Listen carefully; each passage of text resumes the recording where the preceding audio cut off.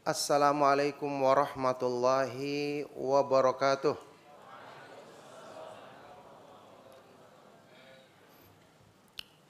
Innal hamdalillah nahmaduhu wa nasta'inuhu wa nastaghfiruh wa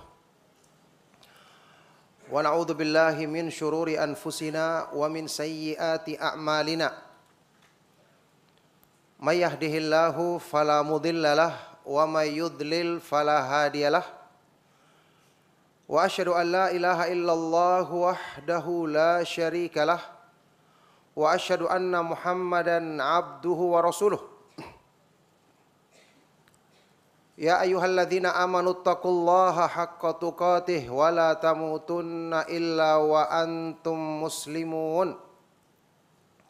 Ya ayyuhan nasu taqu rabbakumul ladzi khalaqakum min nafsin wahidah wa khalaqa minha zawjaha wa batha minhuma rijalan katsiran wa nisaa'a wattaqullaha alladzi tasaaluna bihi wal arham innallaha kana 'alaikum raqiba. Ya ayyuhalladzina amanu taqullaha wa qulu qawlan sadida yuslih lakum a'malakum wa yaghfir lakum dhunubakum wa may yuti'illaha wa rasulahu faqad faza fawzan 'azima. Amma ba'du fa inna asdaqal hadits kitabullah wa khairal huda huda Muhammadin sallallahu alaihi wa alihi wasallam wa syarrul umuri muhdatsatuha wa kullu muhdatsatin bid'ah wa kullu bid'atin dhalalah wa kullu dhalalatin finnar wa ba'du. Alhamdulillah, ma'asyiral ikhwah wal akhwat fid din rahimakumullah.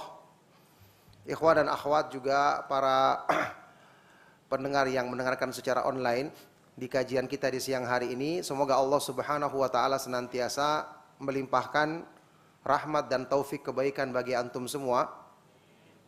Alhamdulillah, kita bersyukur di siang hari ini kita bisa dipertemukan di masjid yang mubarak ini dan madrasah atau ma'had yang mubarak ini ya, di hadapan antum para asatidzah ataupun pegawai ataupun ustadz dan ustadzah hafidhakumullah yang tentu saja saya yakin apa yang disampaikan oleh para asatidzah utamanya Ustadz Zainal Abidin hafidhahullah taala sudah lebih dari cukup sebagai nasihat bagi antum.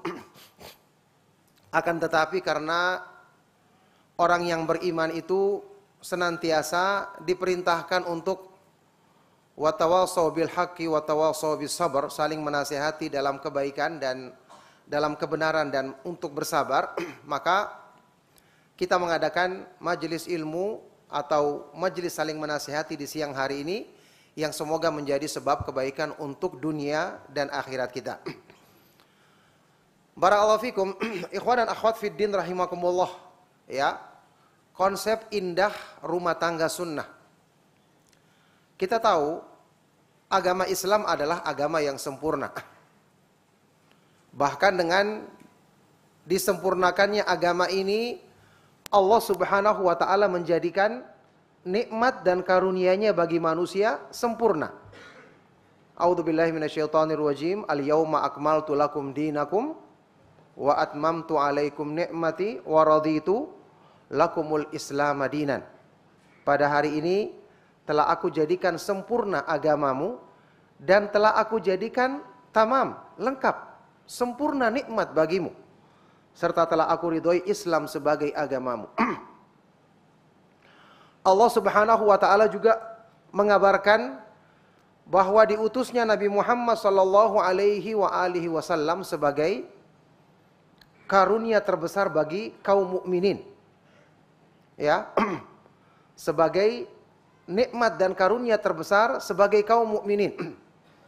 Allah Subhanahu wa taala berfirman, laqad mannallahu 'alal mu'minina idz ba'atsa fihim rasulan min anfusihim yatlu 'alaihim ayatihi wa yuzakkihim wa yu'allimuhumul kitaba wal hikmah. Sungguh-sungguh Allah telah memberikan karunia yang besar kepada orang-orang yang beriman ketika Dia mengutus kepada mereka seorang rasul dari kalangan mereka sendiri. yang kemudian Rasul ini membacakan kepada mereka ayat-ayat Allah, membersihkan, mensucikan diri-diri mereka, serta mengajarkan mereka kepada mereka Al-Quran dan Sunnah. Jadi di sini maksudnya jamaah sekalian rahimakumullah, dengan diturunkan agama Islam ini, sempurna karunia Allah, lengkap nikmat Allah bagi manusia, sehingga segala sesuatu yang mereka jalankan dalam kehidupan, kalau ingin menjadi baik, menjadi sumber kebahagiaan, maka tinggal merujuk kepada agama Islam yang merupakan nikmat sempurna yang Allah Subhanahu wa taala turunkan bagi manusia. Nah, disinilah jamaah sekalian rahimakumullah, orang yang mengenal agama itu sangat beruntung. Tidak seperti orang yang tidak mengenal agama. Orang yang tidak mengenal agama dalam kehidupannya, mereka harus mencari-cari dulu bagaimana caranya ini supaya baik, bagaimana caranya ini supaya tidak membuat galau, membuat gundah, bagaimana caranya, apalagi yang hubungan antara satu orang dengan orang lain, dia punya keinginan, saya punya keinginan, ya, menyatukan hati manusia ini bukan urusan sekedar punya harta. Ya, antum semua ingat firman Allah Subhanahu wa taala dalam Al-Qur'an. Ketika dia menyebutkan, ya, wa allafa baina qulubihim, Allah dialah yang menyatukan di antara hati-hati manusia. Kemudian Allah ingatkan kepada Nabi Muhammad sallallahu alaihi wasallam, "Lau anfaqta ma fil ardi jami'an ma allafta baina qulubihim walakinallaha allafa bainahum." Bayangkan, seandainya kamu mengeluarkan infak semua harta yang di dunia ini, kamu tidak akan bisa menyatukan hati mereka. Karena urusan hati ini Allah yang menguasai. Walakinallaha allafa bainahum. Tapi Allah Subhanahu wa taala dialah yang menyatukan di antara mereka, mendamaikan, menyatukan hati-hati mereka. Jadi orang yang kenal agama tidak boleh punya pemikiran seperti orang yang tidak kenal agama. Orang yang tidak kenal agama, ya, mencari kebahagiaan atau menyatukan hati dengan cara teori-teori yang mereka pikirkan sendiri, atau mungkin dengan penelitian, dengan percobaan, dan percobaan penelitian bisa salah dan terbukti banyak kesalahannya. Bandingkan dengan Allah yang menciptakan kita, yang maha mengetahui keadaan kita lahir dan batin.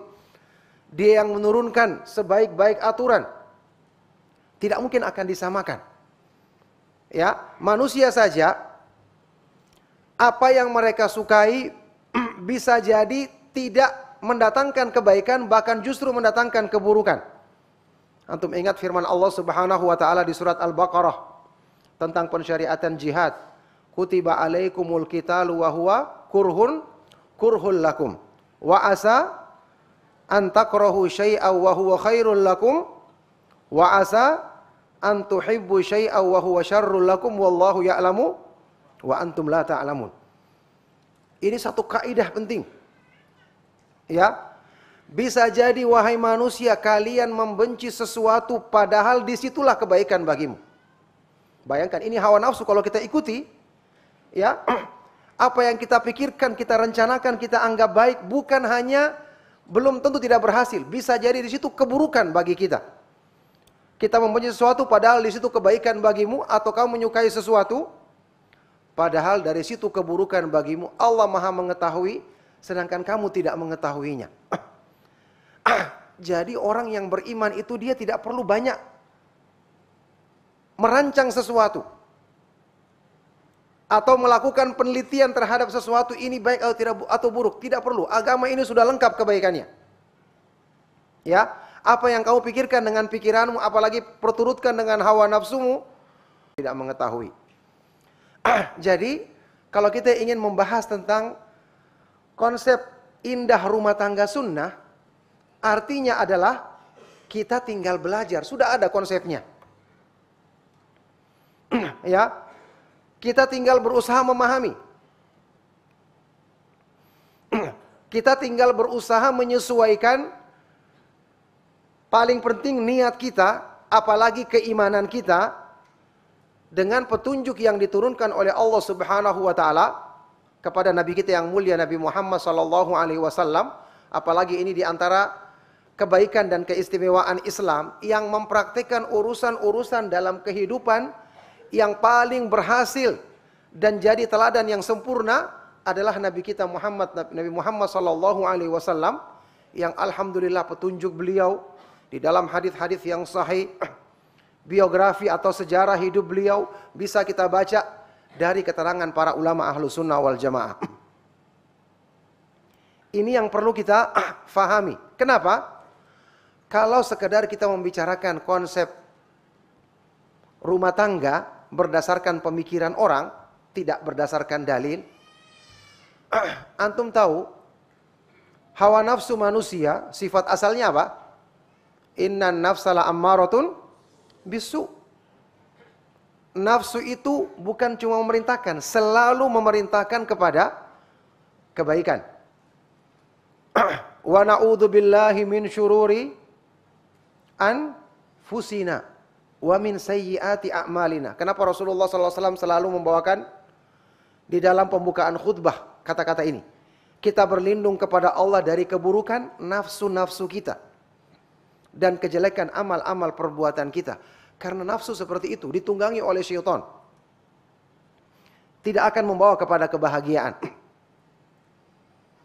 Makanya Allah Subhanahu wa taala menurunkan agama supaya alam semesta ini tidak rusak karena hawa nafsu manusia yang diperturutkan. Walau ittaba'al haqqu ahwa'ahum lafasadatis samawati wal ardu waman fihinna. Seandainya kebenaran itu harus mengikuti hawa nafsu manusia, maka akan hancur dan binasa langit-langit, bumi dan semua yang ada, makhluk yang ada di dalamnya.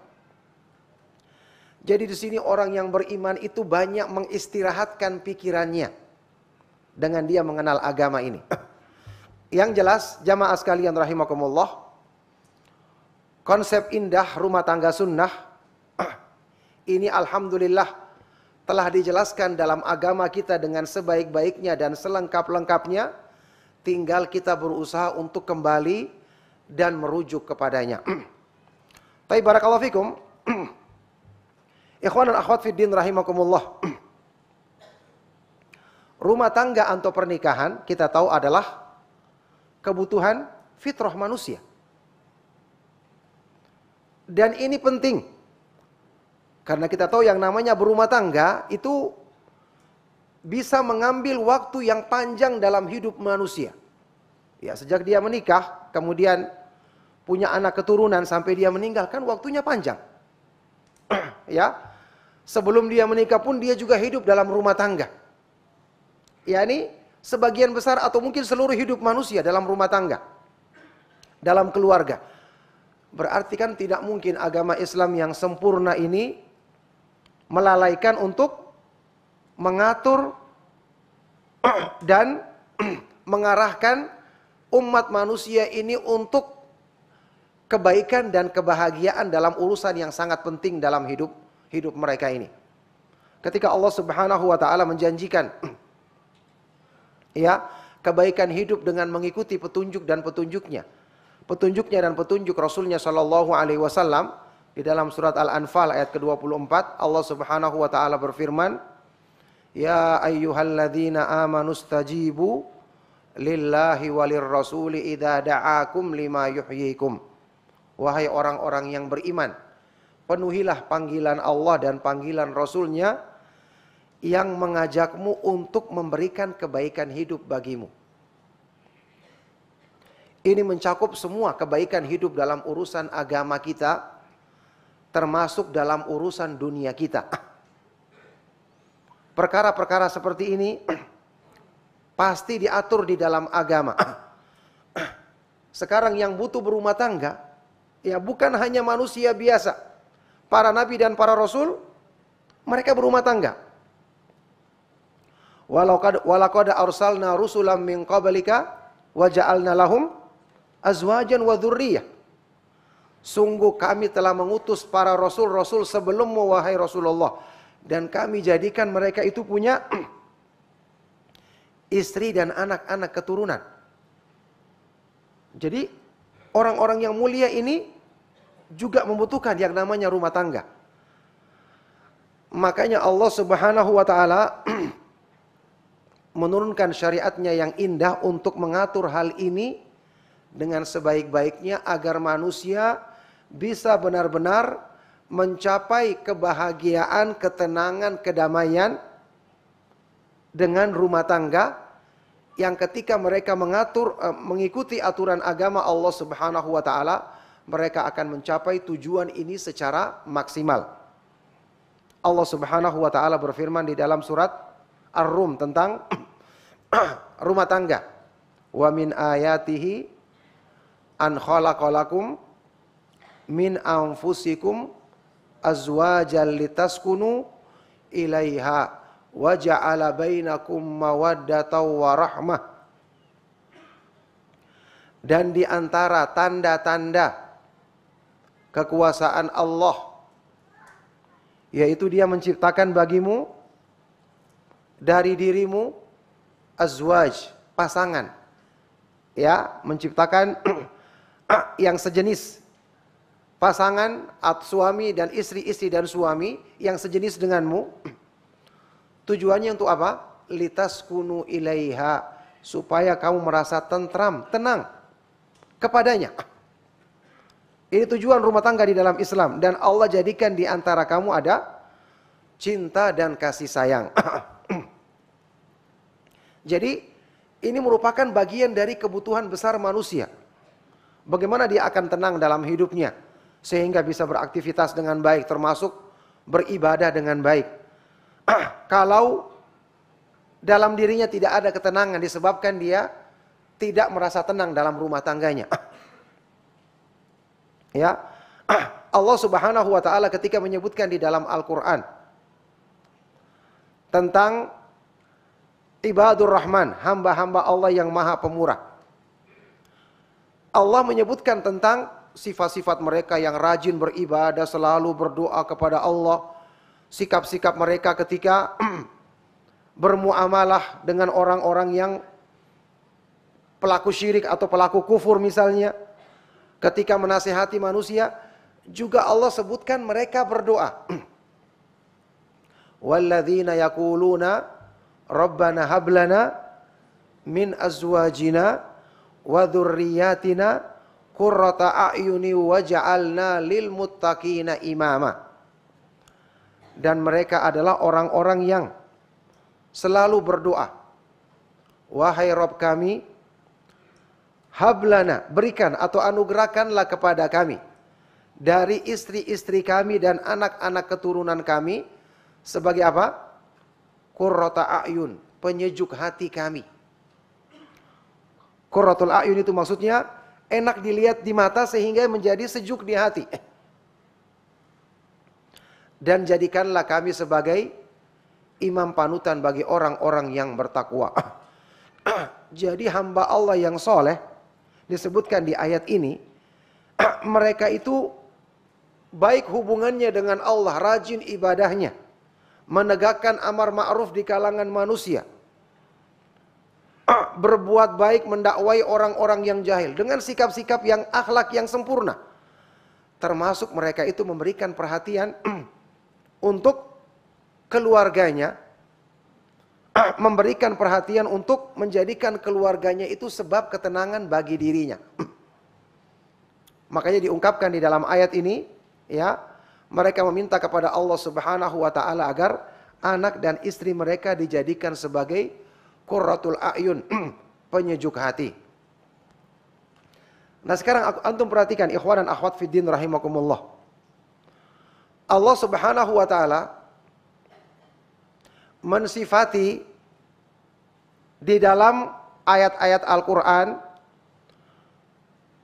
atau di dalam hadis Rasulullah sallallahu alaihi wasallam, ya, yang namanya penyejuk hati itu adalah pertama istri dan anak-anak keturunan yang baik. Karena ayat ini disebutkan di dalam tafsir Ibnu Katsir, dibawakan penafsiran dari Imam Al-Hasan Al-Basri yang mengomentarinya. Beliau mengatakan tentang ayat ini, an yuriyallahu li abdihi fi waladihi wa walada waladihi wa waladi waladihi wa hamimihi ta'atallahi azza wajal. Bagaimana Allah menjadikan anak dan istri atau keluarga kita sebagai penyujuk hati, yaitu dengan Allah memperlihatkan kepada hambanya, ya, pada diri anaknya, cucunya, dan orang-orang yang dicintainya, mereka selalu mengamalkan ketaatan kepada Allah. Mereka selalu mengamalkan ketaatan kepada Allah, karena tidak ada yang lebih menyejukkan hatinya orang yang beriman melebihi dari ketika dia melihat anggota keluarganya, orang-orang yang dicintainya mengamalkan ketaatan kepada Allah. Sekarang kita lihat lafadz qurratul ain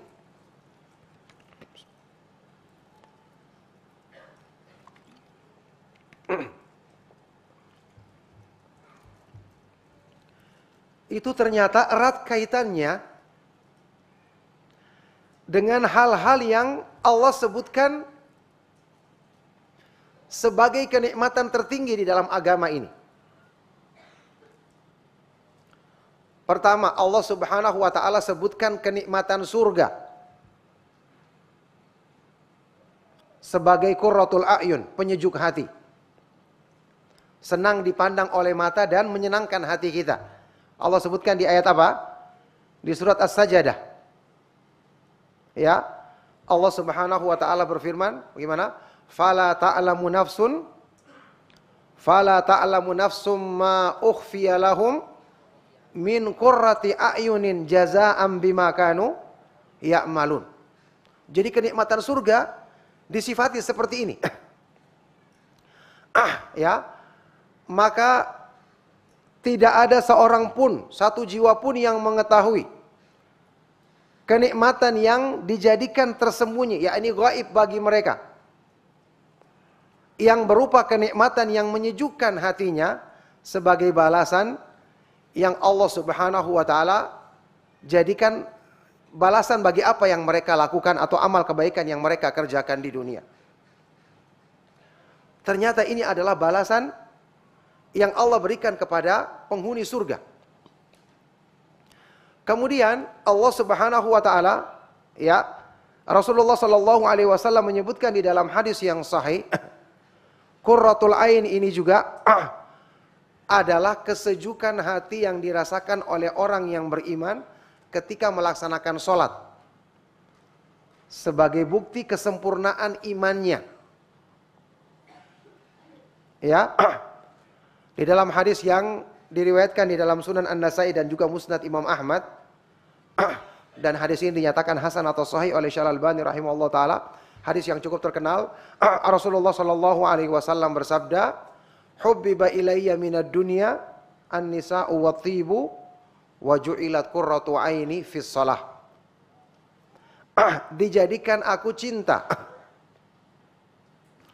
dijadikan aku cinta kepada urusan-urusan dunia, yakni kepada perempuan, yakni kepada istri-istri beliau sallallahu alaihi wasallam yang Allah halalkan,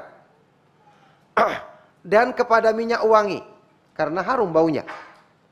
Tetapi kesejukan hatiku Allah jadikan ketika aku melaksanakan sholat. Allah jadikan ketika aku melaksanakan sholat. Nah, dari sini jamaah sekalian rahimakumullah, kita bisa mengambil kesimpulan dan pelajaran bahwa yang menjadikan konsep indah dalam rumah tangga sunnah itu, yang menjadikan rumah tangga ini menjadi indah, menjadi bahagia, adalah kalau di dalam rumah tangga ini pertama diniatkan, dijadikan dasarnya adalah cinta karena Allah Subhanahu wa taala. Karena di dunia ini tidak ada satupun yang indah kalau tidak dijadikan dasarnya cinta karena Allah Subhanahu wa taala. Jadi konsep rumah tangga sunnah itu, ya, dibangun di atas keikhlasan, tolong menolong dalam kebaikan dan ketaatan kepada Allah, saling mencintai karena Allah, Kita ingat ketika Rasulullah Shallallahu Alaihi Wasallam menyebutkan tentang 3 ciri orang yang merasakan manisnya iman. Thalathun man kunna fihi wajada bihinna halawatal iman. Ada 3 perkara, barang siapa yang memilikinya, dia akan merasakan manisnya iman. Yang pertama apa? Ayyakunallahu wa rasuluhu ahabba ilaihi mimma siwahuma. Dengan dia menjadikan Allah dan Rasulnya yang paling dicintainya melebihi selain keduanya. Yang kedua apa? Wa an yuhibbal mar'a la yuhibbuhu illa lillah. Dan dia mencintai seseorang, tidak lain kecintaannya itu hanyalah karena Allah. Harus mendukung kecintaan kepada Allah. Jadi di sini kita perlu perhatikan, kalau kita ingin hubungan kita dengan siapapun baik, maka perbaiki hubungan kita dengan yang maha membolak-balikan hati kita. Karena yang namanya rumah tangga kan kita berhubungan dengan suami dan istri, saling berhubungan, berinteraksi dalam urusan kehidupan mereka. Dengan anak-anak kita, dengan orang tua kita. Banyak hati-hati yang kita harus dekatkan. Dan hati tidak akan bisa didekatkan dengan harta atau kedudukan semata-mata. Jadi Allah Subhanahu wa taala yang maha kuasa untuk menyatukan hati-hati ini. Oleh karena itu, ya, hubungan ini harus dibangun di atas ketaatan kepada Allah, cinta karena Allah. Dan ini ikhwan dan akhwat fiddin rahimakumullah, salah satu di antara faedah kita belajar iman dan tauhid. Ya, ketahuilah segala sesuatu yang kita cintai bukan karena Allah di dunia ini akan menjadi sumber malapetaka. Ya, jadi semua kita ingat, orang yang beriman kepada Allah dan hari akhir, kita belajar agama, kita harus ingat dan pahami, yakin semua permasalahan kita adalah karena kita tidak menjadikan Allah Subhanahu wa taala satu-satunya sembahan kita lahir dan batin. Yakni rasa cinta kita masih kita dahulukan makhluk. Pengharapan, rasa takut, ya, mengutamakan itu masih banyak kita jadikan kecintaan kepada Allah Subhanahu wa taala bukan yang paling utama. Dari sini sumber masalah kita. Imam Ibnu Qayyim rahimahullah taala pernah mengatakan, wa laqad qadallahu qada'an la yuraddu wa la yudfa. Allah telah menetapkan satu ketentuan yang tidak bisa dihindari, tidak bisa ditolak. Apa ketentuan Allah itu? Man ahabba syai'an siwallahi udziba bihi wala budda. Barang siapa yang mencintai sesuatu selain Allah dan bukan karena Allah, maka dia akan diazab dengan sesuatu itu. Sesuatu itu akan menjadi sumber malapetaka bagi dirinya, dan ini pasti terjadi. Man khafa ghairahu sullita alaihi. Barang siapa yang takut kepada selain Allah sampai melebihi takut kepada Allah, maka sesuatu itu justru akan dijadikan menguasai dirinya. Barang siapa yang mengutamakan sesuatu melebihi dari Allah, maka itu akan menjadi sumber kesialan bagi dirinya. Ini semua perkara tauhid. Ini menjadi sumber malapetaka bagi manusia kalau mereka tidak menempatkan Allah Subhanahu wa taala yang lebih dibandingkan yang lainnya. Jadi jamaah sekalian rahimakumullah, permasalahan ketidakbahagiaan dalam rumah tangga itu sumber permasalahannya adalah dari masalah iman, perbuatan maksiat. Antum pernah dengar mungkin pernyataan salah seorang ulama salaf dinukil oleh Imam Ibnu Qayyim di dalam kitab Ad-Da'u wad-Dawa. Ada salah seorang ulama salaf mengatakan seperti ini. Inni la a'sillaha fa'ara dzalika fi khuluqi imra'ati wa dabbati. sungguh-sungguh aku pernah berbuat maksiat kepada Allah, maka aku melihat dampak perbuatan maksiatku ada pada tingkah laku istriku dan juga hewan tunggangan yang saya tunggangi, kendaraanku. Ya. Jadi suaminya berbuat maksiat, mungkin di luar istrinya tidak tahu. Dan mungkin tidak ada hubungannya dengan keluarganya.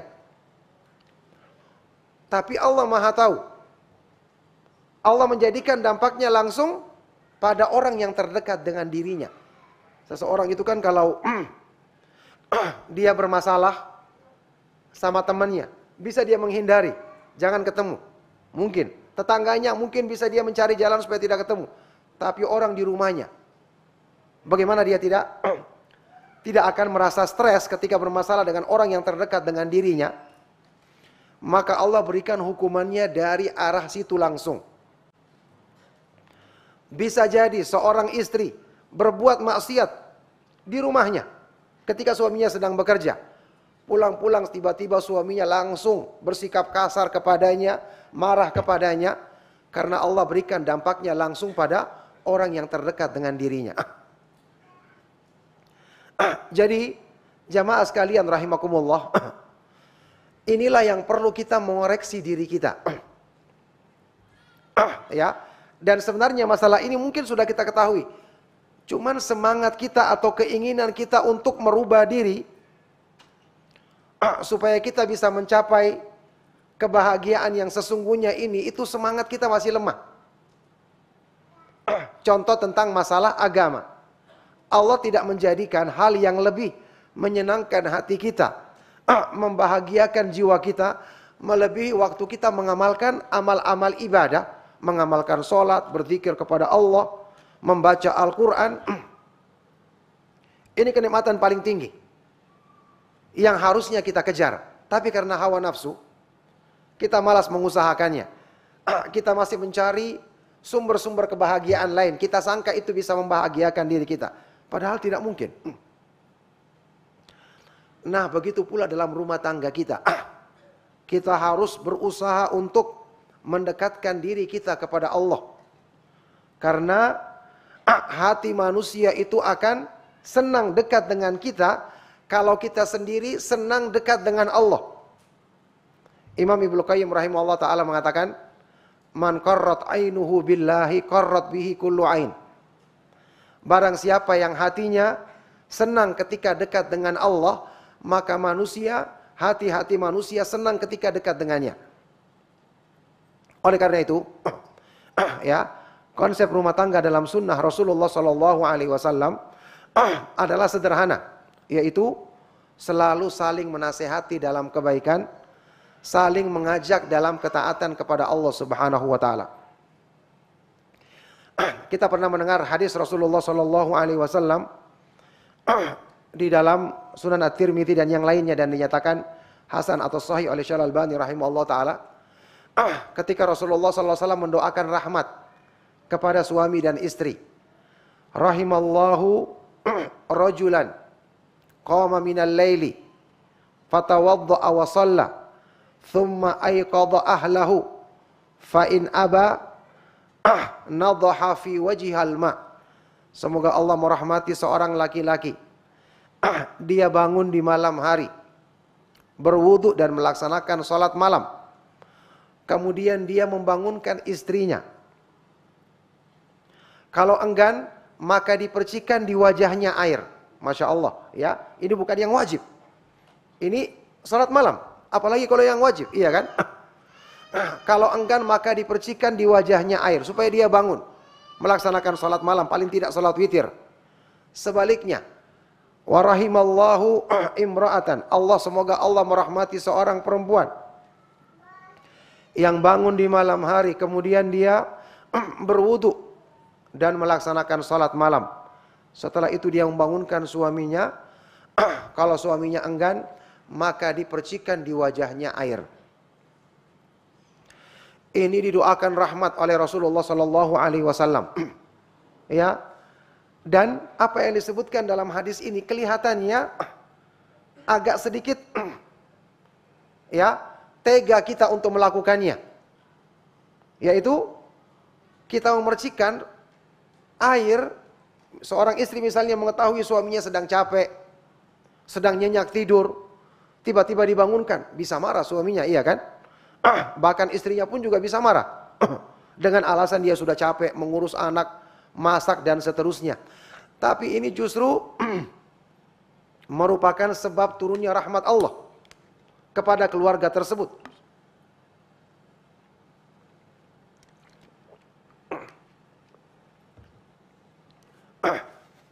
Dan ternyata inilah kebaikan-kebaikan seperti inilah yang menjadi sebab turunnya keberkahan, limpahan rahmat Allah Subhanahu wa taala dalam keluarga tersebut. Oleh karena itu, jamaah sekalian rahimakumullah, jadi kesimpulannya konsep indah rumah tangga sunnah yaitu belajar Islam bersama-sama, berusaha bersama-sama untuk mengamalkannya, mempraktekannya pada suami dan istri, kemudian pada anak-anak, mengajak mereka untuk selalu taat kepada Allah Subhanahu wa taala.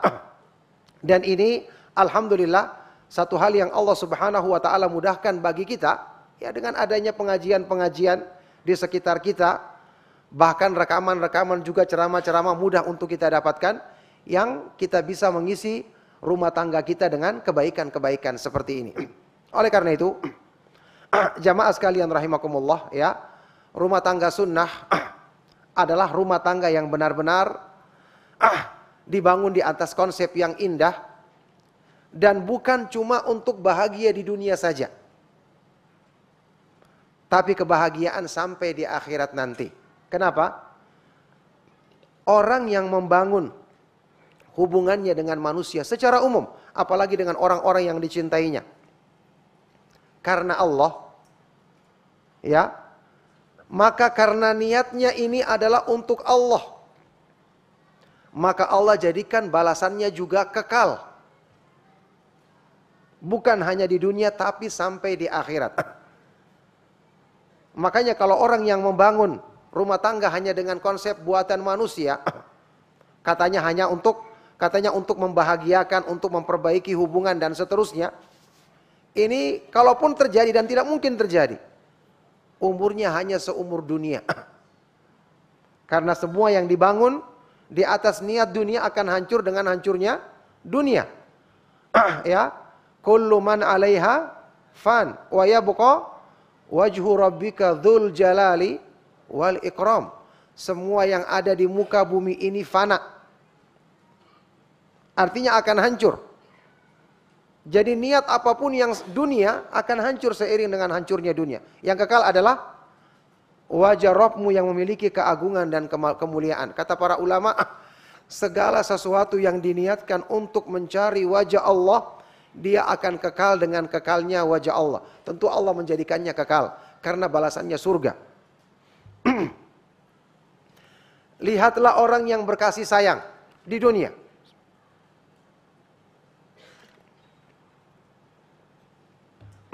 Kalau niatnya bukan cinta karena Allah, di akhirat nanti bukan hanya hilang, bahkan berbalik menjadi permusuhan. Ya, bermusuhan dengan orang-orang yang dicintai.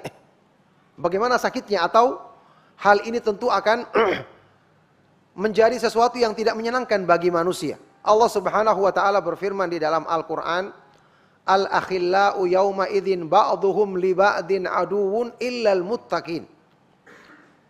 Semua orang-orang yang berkasih sayang, al-akhilla ini kecintaan yang dekat, ya, khalil. Orang-orang yang berkasih sayang di dunia nanti di akhirat akan menjadi musuh satu sama lainnya kecuali orang-orang yang bertakwa. Maka barang siapa yang ingin cintanya kekal, jadikanlah landasannya wajah Allah yang kekal, supaya nanti cinta itu akan dijadikan kekal oleh Allah Subhanahu wa taala. Dan orang yang mencintai anak dan istrinya, atau istri yang mencintai anak dan suaminya, pasti dia tidak mungkin akan menginginkan kecintaan mereka hancur, apalagi berganti menjadi permusuhan. Pasti dia ingin berkasih sayang, berbahagia di dunia sampai di akhirat nanti. Dan itu hanya Allah janjikan untuk orang-orang yang menjadikan cintanya dilandasi dengan sesuatu yang kekal abadi, yaitu mengharapkan wajah Allah Subhanahu wa taala. Kecintaan yang dibangun di atas ketakwaan, kecintaan karena Allah. Allah Subhanahu wa taala berfirman, "Jannatu adni yadkhulunaha wa man salaha min abaihim wa azwajihim wa dzurriyyatihim." Surga yang kekal abadi yang mereka akan masuk ke dalamnya bersama orang-orang yang soleh dari kalangan orang tua mereka, istri-istri atau suami-suami mereka, dan anak-anak keturunan mereka. Oleh karena itu, ini konsep yang sederhana di dalam Islam, cuman tentu saja membutuhkan kesungguhan kita untuk mempraktekannya. Ya, jadi kita sekarang sudah punya patokan, jangan cari patokan yang lain. Orang-orang ketika dia tidak mendapatkan sesuatu, cari yang lain. Padahal dalam Islam tidak perlu seperti itu. Dalam Islam ini sudah diturunkan petunjuk yang sebaik-baiknya. Tinggal kita berusaha untuk memperbaiki diri kita agar kita bisa mencapainya. Ingat ikhwan dan akhwat fiddin rahimakumullah. Kehidupan kita di dunia ini, kalau kita ingin bahagia, ya, syaratnya cuma beriman dan beramal soleh. Perbaiki keimanan kita, hubungan kita dengan Allah. Pasti Allah akan turunkan kebahagiaan dalam urusan agama kita, termasuk urusan-urusan dunia kita. Sebagaimana yang Allah Subhanahu wa taala janjikan di dalam Al-Qur'an, "Man 'amila shalihan min dzakarin aw untha wa huwa mu'minun falanuhyiyannahu hayatan thayyibatan wa lanajziyannahum ajrahum bi ahsani ma kanu ya'malun." Barang siapa yang mengamalkan amalan soleh dari kalangan laki-laki maupun perempuan dalam keadaan dia beriman, maka sungguh-sungguh kami akan berikan untuknya kehidupan yang indah, yang penuh dengan kebahagiaan di dunia, dan sungguh-sungguh kami akan berikan balasan yang lebih baik di akhirat nanti daripada apa yang mereka kerjakan di dunia. Oleh karena itu, perbaikilah keimanan kita, perbaikilah pemahaman kita terhadap agama, perbaikilah sikap-sikap kita dalam memahami dan mengamalkan agama ini, maka sesuai dengan itulah Allah Subhanahu wa taala akan memperbaiki hidup kita, memberikan kebahagiaan dalam kehidupan kita, yang ini mencakup kebahagiaan di dunia, terlebih-lebih di akhirat nanti. Semoga Allah Subhanahu wa taala memudahkan itu bagi kita semua. Barakallahu fikum. Ikhwan dan akhwat fiddin rahimakumullah, mohon maaf agak terganggu sedikit karena suara anak agak serak karena batuk, ya. Mudah-mudahan apa yang anak sampaikan di kesempatan siang hari ini bermanfaat dan bisa menjadi sebab kebaikan untuk kita semua. Semoga Allah Subhanahu wa taala menetapkan kita di atas petunjuk Islam dan petunjuk sunnah Rasulullah sallallahu alaihi wasallam, dan menjadikan kita istiqomah di atasnya sampai di akhir hayat kita, sampai kita menghadap Allah Subhanahu wa taala pada hari kiamat nanti. Demikianlah kajian kita di kesempatan siang hari ini. Kita lanjut dengan menjawab pertanyaan yang antum sampaikan dengan mohon pertolongan kepada Allah Subhanahu wa taala. Maka sebelum kita akhiri, saya persilakan. Barakallahu fikum. Sallallahu wasallam wa barak ala nabiyina Muhammad wa ala alihi wa sahbihi ajma'in. Wa akhiru da'wana anil hamdulillahi rabbil alamin. Ya, Ustaz, ini ada pertanyaan. Bismillah, Ustaz izin bertanya. Jika istri berdosa, maka suami akan berdosa. Tapi jika suami berdosa, apakah istri ikut berdosa atau tidak? Sebagaimana pandangan Islam tentang ini. Karena istri dibangunkan sholat, kemudian suami tidur lagi dan menunda sholat atau bahkan tidak sholat dengan dalih takut karena dosa istrinya. Jika istri tidak sholat atau yang lainnya seperti menutup aurat dan suami tidak mau diingatkan sholat karena suami berdalih dosa suami tidak ditanggung istri, Ustaz. Nah, Ustaz. Ini barakallahu fiik, pertanyaan yang sangat baik sekali, cuman pertanyaan ini kayaknya dibangun di atas sesuatu yang keliru. Siapa yang mengatakan ketika istri berdosa suami ikut berdosa? Atau sebaliknya suami berdosa istrinya ikut berdosa? Tidak ada. Dalam Islam kaidahnya Allah taziru waziratun wizra ukhra wa an laisa lil insani illa ma sa'a. Ya, seseorang tidak menanggung dosa orang lain dan bahwasanya manusia tidak akan mendapatkan balasan kecuali sesuai dengan apa yang diusahakannya. Kalau mungkin dikatakan suaminya tidak mendidik istrinya, tidak menegur ketika istrinya berbuat salah, ya dosa dari sisi ini karena dia merupakan penanggung jawab, merupakan pemimpin dalam rumah tangganya. Itu yang Allah perintahkan dalam Al-Quran, ya ayyuhalladzina amanuku anfusakum wa ahlikum naro. Wahai orang-orang yang beriman, jagalah dirimu dan keluargamu dari api neraka. Ya, ini ajarkan kebaikan kepada mereka. Itu kalau dikatakan dari sisi itu benar. Tapi kalau secara mutlak ya tidak. Kalau dia sudah berusaha menasihati, sudah berusaha meluruskan istrinya, dan tentu nasihatnya harus sungguh-sungguh. Ya, sebaliknya juga istri kalau melihat suaminya berbuat salah, sampaikan nasihat dengan cara yang baik. Kalau mereka sudah berusaha seperti ini, maka tentu tidak kena lagi tanggungan dosa setelah itu, sebagaimana yang dilakukan oleh Nabi yang mulia, Nabi Nuh alaihi salatu wassalam, Nabi Lut alaihi salatu wassalam. Kita tahu istri-istri mereka durhaka, tapi mereka telah berusaha menunaikan kewajiban menasehati, dan tentu nanti di hadapan Allah mereka tidak menanggung dosa istri-istri mereka. Nah, barakallahu fiik. Cek, ya, Ustaz.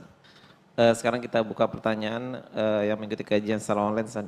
Ya. Bismillah, Ustaz. Mohon nasihatnya bagi pemuda agar bisa ghodul basar dan fokus menuntut ilmu di zaman fitnah.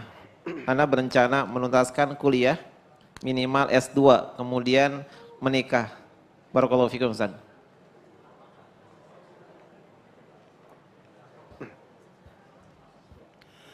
Ya, barakallahu fikum. Pertanyaan sangat baik sekali dari beliau yang bertanya. Semoga Allah Subhanahu wa taala senantiasa melimpahkan kebaikan bagi mereka yang bertanya tadi dan juga untuk kita semua. Ya, ghodul basar sebagaimana perintah-perintah yang lain dalam Islam, kiat untuk kita bisa mendapatkannya yang pertama adalah berdoa dan meminta kepada Allah, karena semua kebaikan ada di tangannya. Jadi berdoa sungguh-sungguh minta kepada Allah agar dimudahkan menundukkan pandangan kita, menundukkan hati kita dari hal-hal yang diharamkan di dalam agama kita. Kemudian menghindari sebab-sebabnya. Ya, yakni menghindari sebab-sebabnya, yakni kita jangan banyak melihat atau mendatangi tempat-tempat yang berpotensi untuk bisa menjadikan mata kita sulit untuk ditundukkan. Ya. Kemudian kita tentu banyak beristighfar kepada Allah Subhanahu wa taala setelah melakukan kesalahan-kesalahan tersebut, agar hati kita menjadi bersih kembali setelah adanya kotoran-kotoran yang tadi melihat hal-hal yang tidak dihalalkan di dalam agama. Taib, itu yang harus kita lakukan. Kemudian ya tentu saja kita harus menundukkan hawa nafsu kita, melatih mempraktekkan apa yang diperintahkan oleh Rasulullah sallallahu alaihi wasallam ketika ada yang bertanya tentang nadhrul faj'ah, ya, melihat sesuatu secara mendadak, maka Rasulullah sallallahu alaihi wasallam bersabda, isrif basarak, palingkan pandanganmu, jangan terus melihat.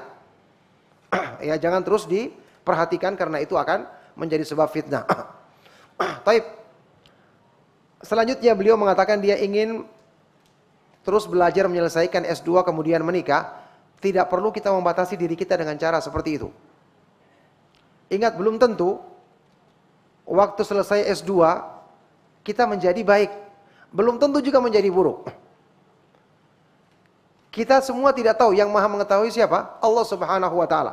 Maka mintalah kepada Allah sesuai dengan apa yang Allah ketahui, dengan ilmunya yang sempurna, itulah kebaikan untuk kita.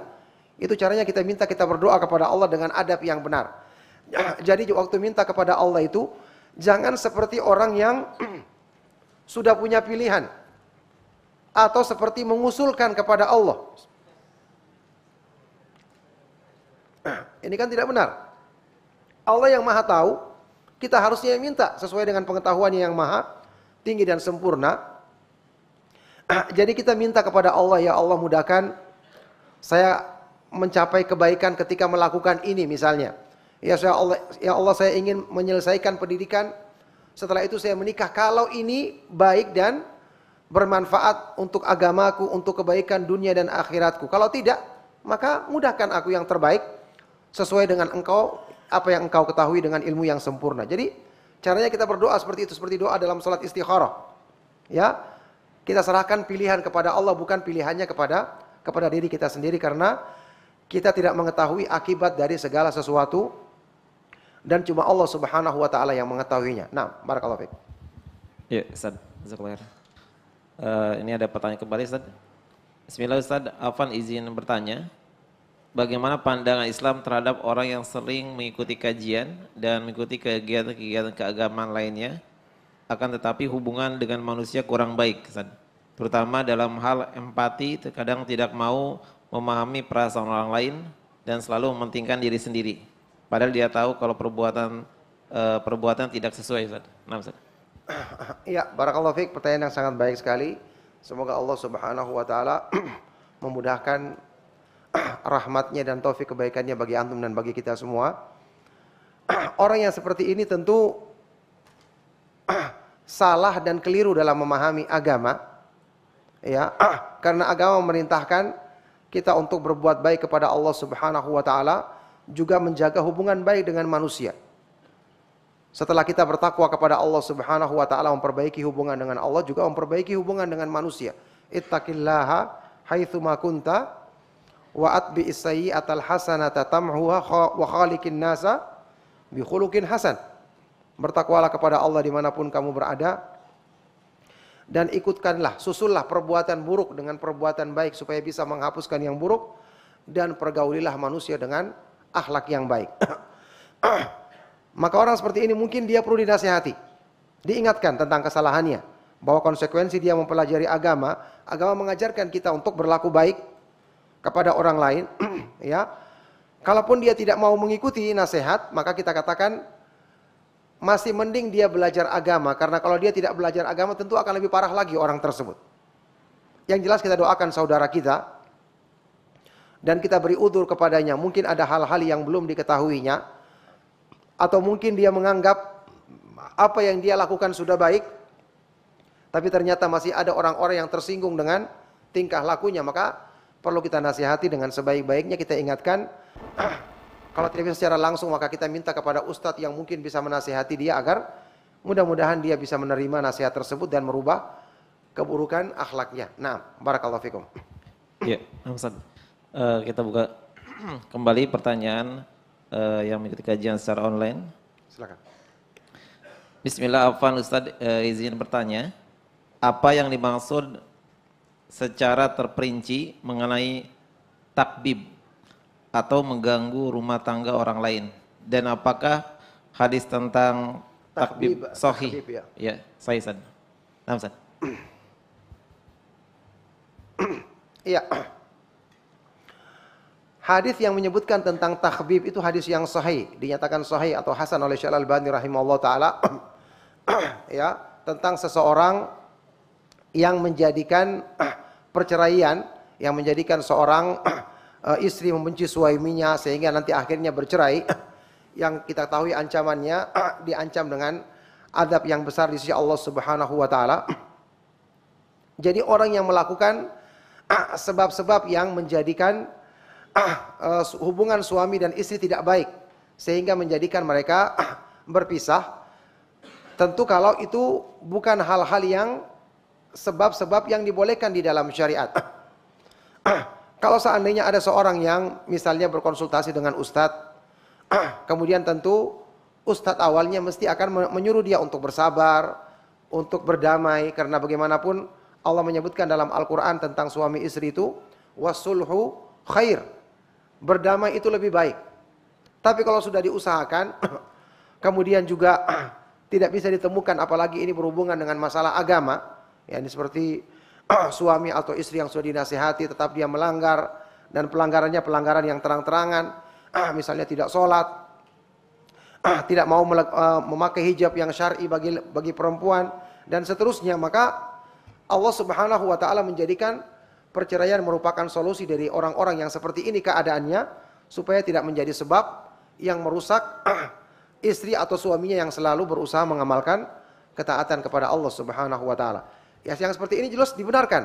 Adapun yang tadi itu adalah sekedar dia merusak hubungan rumah tangga suami dan istri dengan tujuan untuk memisahkan mereka, bukan dengan sebab-sebab yang diperbolehkan di dalam syariat. Nah, barakallahu fiik.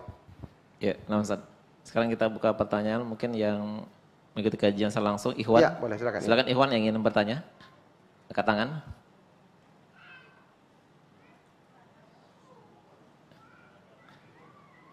Ya. Tidak ada ya. Oke, selanjutnya kita buka kembali pertanyaan yang mengikuti kajian secara online, Ustaz. Ya. Ustaz, bagaimana membangun konsep indah rumah tangga sunnah sedangkan suami berbeda manhaj? Syukran Ustaz, barakallahu fikum.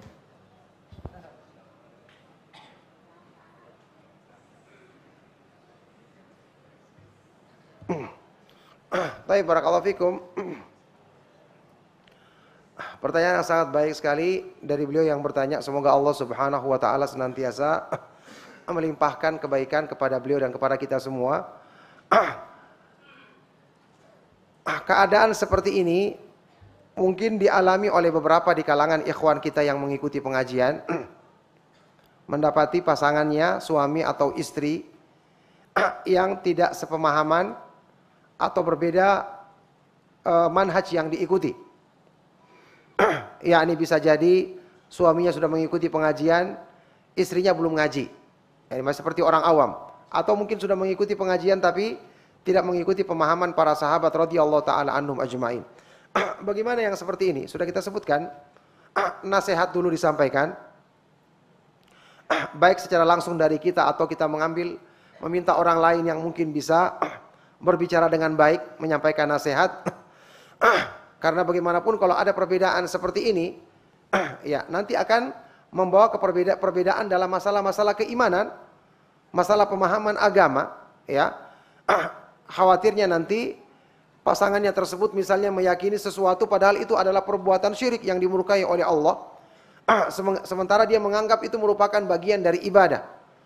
Ya, contoh misalnya mengagungkan kuburan orang-orang yang dianggap soleh sampai meminta-minta. Ini kan kesyirikan jelas. Sebagian orang menganggapnya ini sebagai bentuk cinta kepada orang-orang soleh tersebut. Yang ini jelas perbedaan yang sangat fatal sekali, karena itu perbuatan syirik yang sangat dimurkai oleh Allah Subhanahu wa taala. Tidak mungkin orang yang beriman bisa membiarkan perbuatan tersebut. Maka tegakkan nasihat dengan cara yang baik dan berdoa bersungguh-sungguh kepada Allah Subhanahu wa taala. Semoga Allah Subhanahu wa taala membukakan hati dari pasangan tadi, ya suami atau istri tadi yang berbeda pemahaman, agar dibukakan hatinya agar mau kembali kepada pemahaman yang benar, pemahaman para sahabat radhiyallahu taala anhum ajmain. Nah. Ya, Ustaz. Ya, ini ada pertanyaan kembali. Tujuan rumah tangga adalah ketenangan. Lalu pertanyaannya, bukankah orang yang poligami isinya di dalamnya ada keributan antar istri, gitu ya. Contoh misalnya Ibu Aisyah banting piring, ya. Ini bagaimana solusinya, Ustaz?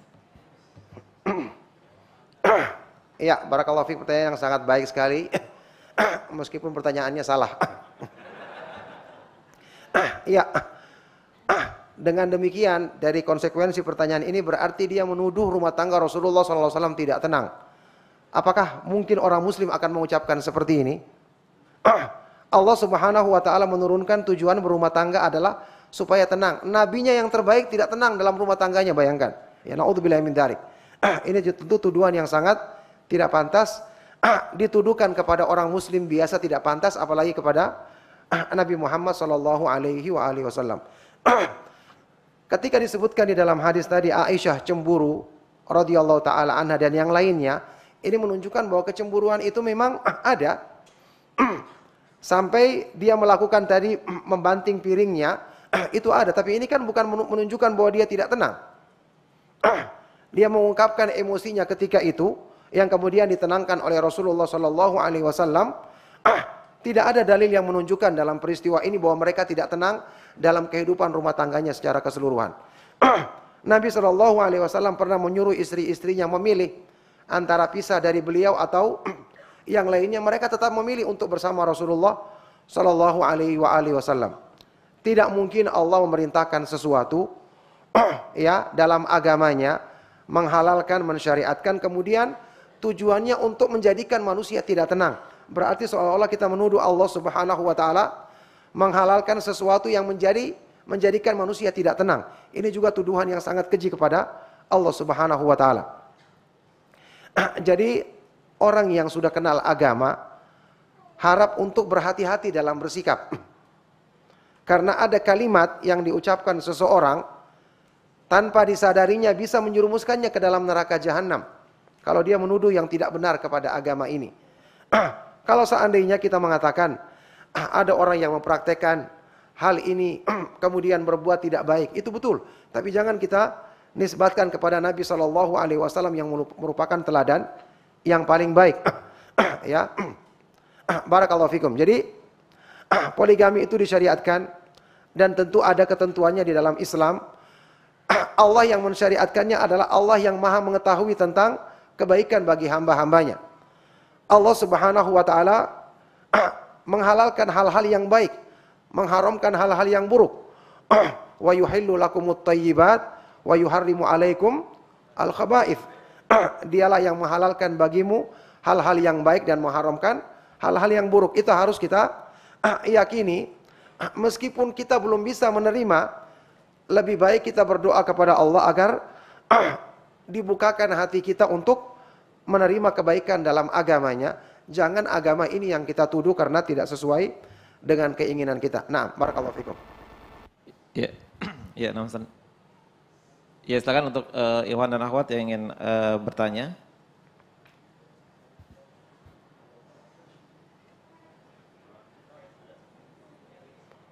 Ya, silakan yang bertanya langsung.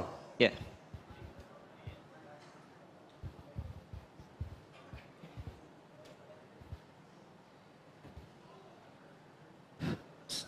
Bismillah.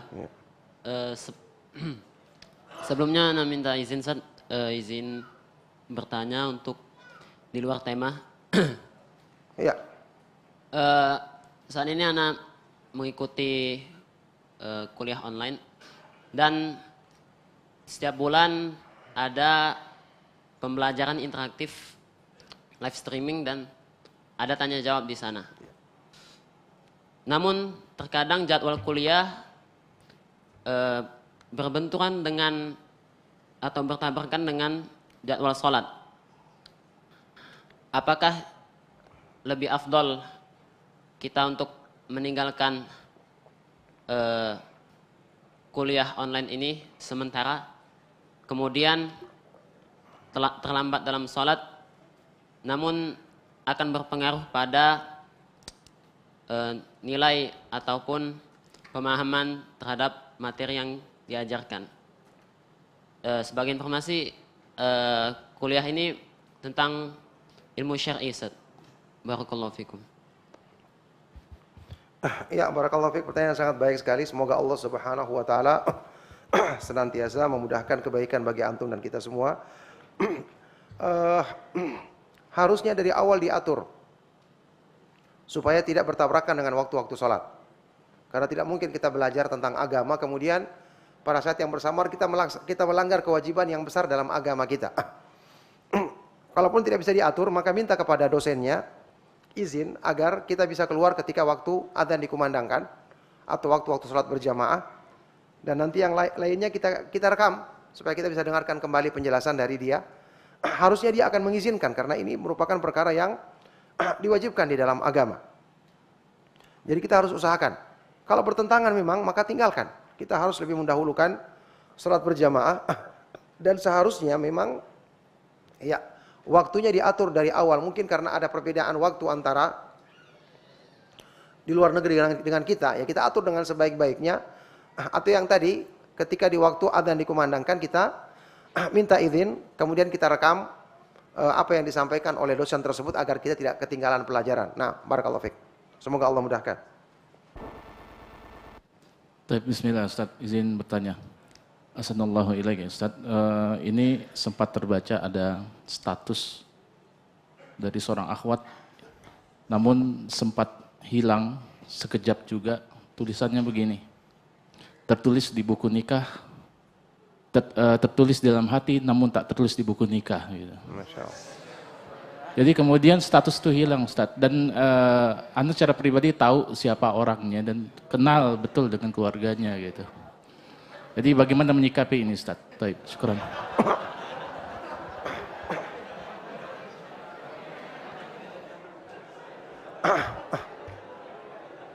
Ya, barakallahu fikum.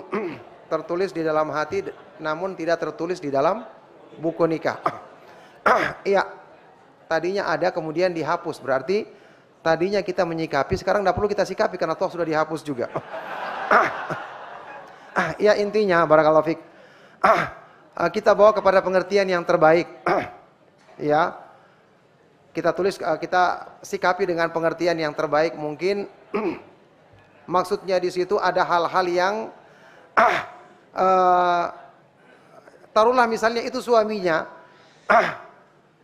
dia sudah menyukainya sebelumnya, kemudian Allah mudahkan dia menikah. Kan sebelumnya tidak tertulis, kemudian tertulis. Pokoknya kita berusaha untuk membawa kepada pengertian yang terbaik. Meskipun jelas ada pengertian yang buruk yang kita pahami langsung dari pernyataan seperti ini, tapi kita karena saudara kita bawa kepada pengertian yang terbaik. Dan alhamdulillah dengan dia menghapus status tadi berarti dia sudah menghapus apa yang ditulisnya dalam hatinya tadi, insya Allah.